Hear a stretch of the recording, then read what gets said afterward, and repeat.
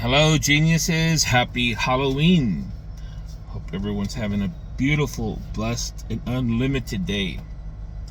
I'll try to make this video short. Thank you for your patience. I was going to post this a few days ago, but just had some other beautiful current events that just blew my mind. When this happens, it takes me time to digest and understand of how I'm going to explain it analytically for people that have ears to hear. After this video, the next two videos, I will be describing my Kundalini experience. I haven't really talked about it much. I've kind of planted seeds, but I'm ready to share my story, my experience, what I've researched, what I've rediscovered. It's pretty freaking amazing. So when I get these downloads, and a lot of people don't know what that means when I say downloads, it's just when you get these ideas and information that it just resonates. And the more it resonates with you, and you get these confirmations through synchronicities, it's pretty mind-blowing, because you start to really believe and understand, and your confidence level starts to get up higher and believe in yourself more, and it's just wild. It's beautiful. But I did have EEGs done. I got confirmation. I'm actually going to an advanced retreat for Dr. Joe Dispenza this coming month. I've been asked to do a study, to participate in a study with them. And they have no idea what's happened to me. I'm going in to let them see, right, without having to say anything, because it was just for my own reasons. Anyhow, so a lot of exciting stuff is happening. Those of you that know Dr. Demartini, which I also plan to be attending his breakthrough experience. I highly advise you guys to go take the free online testing to determine your highest values.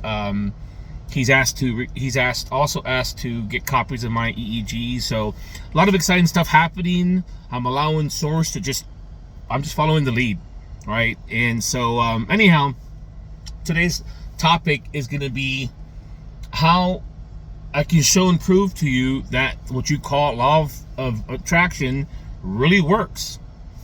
Because we can all agree that we've been conditioned or programmed, whatever you want to call it, to know that what we fear the most, we attract. Sorry, people blowing me up here. And so we know that conditionally, right? So, and let me kind of help break it down for you in simple terms so you understand. It's exactly like the same formula of wanting to manifest or attract something positive, whether it's money, love, whatever it is, whatever, period. And so think about this, and I highly encourage you to try this little practice so you can see for your own eyes, right? And if it makes sense right now, great. If it doesn't, do this little exercise, and I promise you it'll hit you. Okay.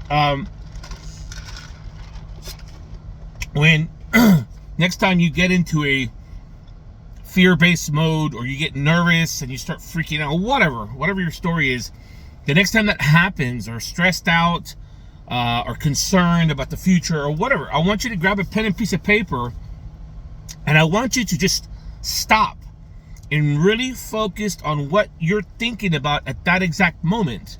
Because it's either going to be like a 5-second play in your mind's eye, it's going to be an object or an image, like a snapshot of a picture of something happening that you're fearing the most, that's causing that emotion, an elevated emotion that we call fear or anxiety or whatever, right?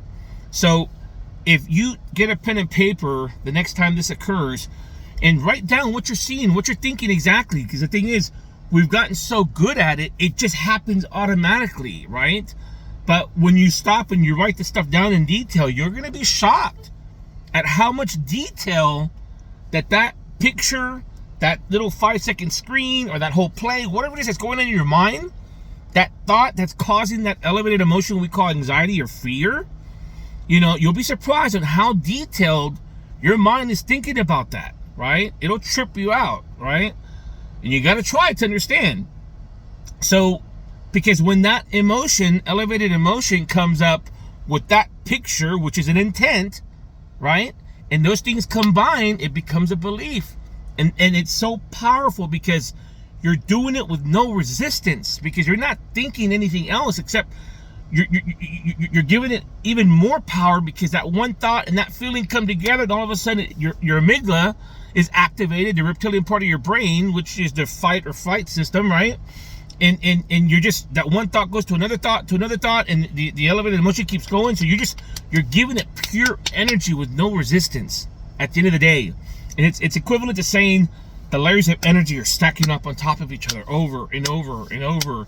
And if you're like that, stuck like that for majority of the day, which, you know, everyone lives by that, like 90% of their lives, you're stacking the energy level so thick it ends up crystallizing into your reality. That's the way quantum mechanics can prove that it works. Very simple. Therefore, we know that the formula works. It's the same shit. Now, do the opposite.